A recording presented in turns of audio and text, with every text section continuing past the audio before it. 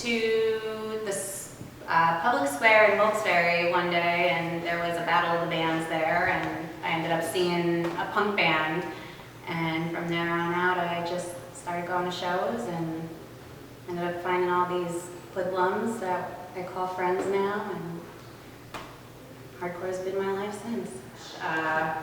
Going back, we had CC's and Home Base and Manus Green and all the little one-offs. We had West Side Park, we had shows just randomly at, Radano's and places like that. There were times at Radano's where you would walk in there and you couldn't even move because it was packed wall to wall with people and sweat all over you from all these big stinky men everywhere. Fun times. So I started going to CC's when I was about 12, 13 years old, and I went there until it closed. Every Friday, Saturday, we were up there no matter what. Didn't matter who was playing, you were there, regardless if you liked the band or not.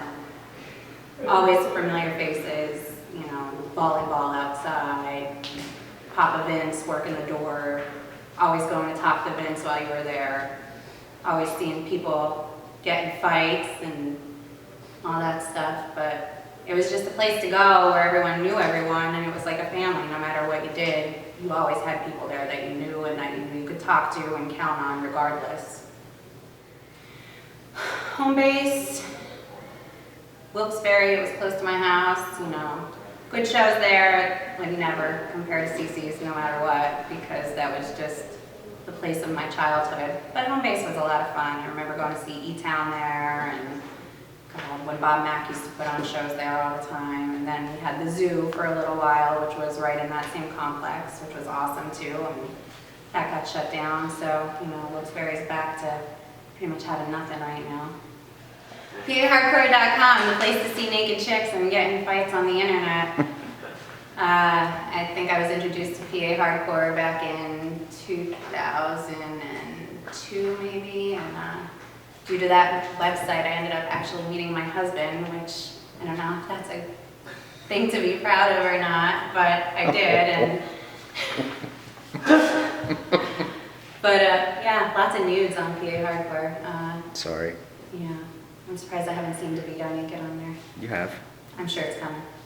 PA Hardcore definitely got the word out there on a lot of bands for people who don't necessarily go to shows, and specifically, or more or less recently when Chris did all the band pages and everything, you could go there, you could download stuff for free. I mean, you could search just by genre and have a bunch of bands thrown at you. So between the bands that you could access so easily and shows on there, and then, people threatening to beat people up and people showing up at shows just to see that, I'm sure it helps the scene a little bit.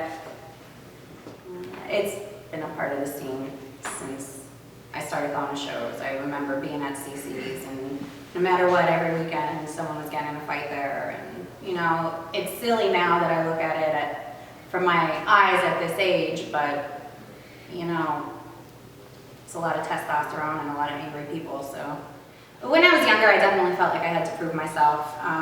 Most girls that go to shows get a reputation right away that they're there just to climb ladders or sleep with people or find guys with tattoos. And, you really, at least when I was younger, you really had to, or you felt like you had to prove yourself.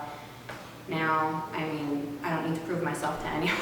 I just go and chill out and have fun and talk to friends. But it was harder back then, and then it seems like the girls that did go to shows just end up dropping off the face of the earth before you know it, and half the girls that I was friends with, I never see anymore. So back then it was definitely Crutch. I loved Crutch. No Retreat, I love No Retreat. And now I'm a huge Strength for a Reason fan, even though, with CC's for quite a few years I couldn't even listen to them because I saw them so much. So don't tell anyone that I said that.